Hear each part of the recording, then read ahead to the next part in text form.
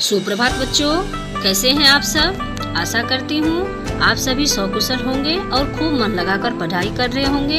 आइए आज हम लोग भारत की खोज के अंतर्गत युगों का दौर पाठ से बहुविकल्पी प्रश्नोत्तर पर चर्चा करेंगे। आइए बहुविकल्पी प्रश्नोत्तर की ओर। पहला प्रश्न, मौर्य वंश के साम्राज्य के पतन के पश्चात किस वंश का शासन कायम हुआ था?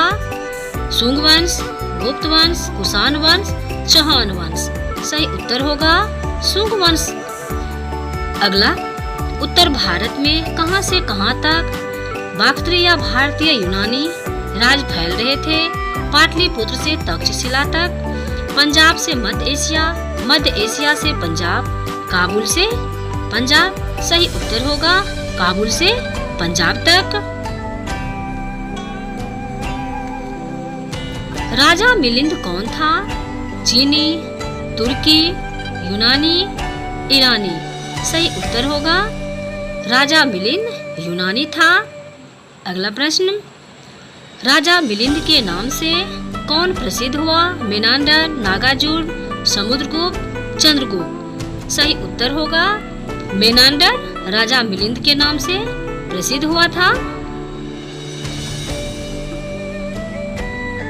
अगला प्रश्न, भारत के मध्य प्रदेश में सांची के पास बेसनगर में स्थित ग्रेनाइट पत्थर की लाट से किसके भारतीयकरण की झलक मिलती है? चीनियों, यूनानियों, ईरानियों, तुर्कों। सही उत्तर होगा यूनानियों। अगला प्रश्न, भारतीय, सीरियन, यूइचियों, ईरानी, तुर्की आदि विभिन्न संस्कृतियों का परस्पर मेल कहाँ हुआ था? पाटलिपुत्र विश्वविद्यालय, कन्नौज विश्वविद्यालय, तक्षशिला विश्वविद्यालय, मगध विश्वविद्यालय। सही उत्तर होगा तक्षशिला विश्वविद्यालय। अगला प्रश्न, नागार्जुन कौन था?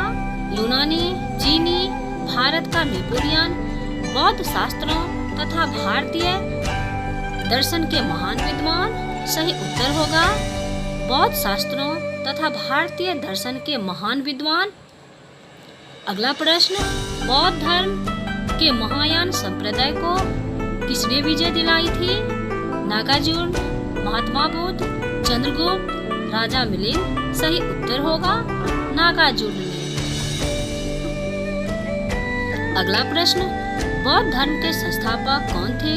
राजा मिलिंद, नागार्जुन, महात्मा बुद्ध, चंद्रगुप्त। सही उत्तर होगा महात्मा बुद्ध।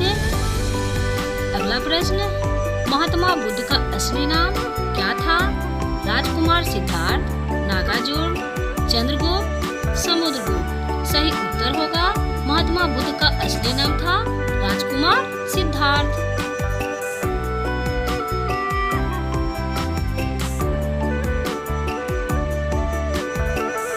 अगला प्रश्न, बौद्ध धर्म कितने संप्रदायों में बट गया? 4, 2, 8, 5। सही उत्तर होगा 2। अगला प्रश्न, बौद्ध संप्रदाय कौन से 2 भागों में बट गया था? हीनयान और महायान, सूफी और संत, राम और कृष्ण। इनमें से कोई नहीं। सही उत्तर होगा हीनयान और महायान। अगला प्रश्न, भारत का नेपोलियन किसे कहा गया? राजकुमार सिद्धार्थ, नागार्जुन, चंद्रगुप्त, समुद्रगुप्त। सही उत्तर होगा समुद्रगुप्त को। अगला प्रश्न, गुप्त वंश में मध्य एशिया से जो नए आक्रमणकारी लगातार भारत पर हमला कर रहे थे वे क्या कहलाए? राष्ट्रवादी, यूनानी, बौद्ध भिक्षु, गोरे हून। सही उत्तर होगा गोरे हून कहलाए। अगला प्रश्न, गोरे हून के सरदार का क्या नाम था? मिहिरगोल, नागार्जुन, चंद्रगुप्त, मेनांडर। सही उत्तर होगा गोरे हून के सरदार का नाम मिहिरगोल था। अगला प्रश्न, मेनांडर ने अपनी पराजय के बाद किस धर्म को अपनाया? जैन, बौद्ध, हिंदू, ईसाई। सही उत्तर होगा बौद्ध। अगला प्रश्न, बेसनगर में कौन सा स्तंभ स्थित है? अशोक स्तंभ, लौह स्तंभ, हेलिओडो स्तंभ? इनमें से कोई नहीं। सही उत्तर होगा वेशनगर में हेलिओडो स्तंभ स्थित है। अगला प्रश्न, हेलिओडो स्तंभ पर किस भाषा में लेख खुदा हुआ है? संस्कृत, अंग्रेजी, अरबी, हिंदी? सही उत्तर होगा संस्कृत भाषा में लेख खुदा हुआ है। अगला प्रश्न, शासक कनिष्क किन कथाओं का नायक बना था? जैन ग्रंथों, बौद्ध कथाओं, जातक कथाओं, बाल कथाओं? सही उत्तर होगा बौद्ध कथाओं। अगला प्रश्न, किस देश से आरू और नाशपाती भारत आया? चीन, यूनान, इटली, इंग्लैंड? सही उत्तर होगा चीन। आरू और नाशपाती चीन की ही देन है। धन्यवाद बच्चों, खूब मन लगा करके पढ़ाई करते रहिए और आगे की ओर बढ़ते रहिए।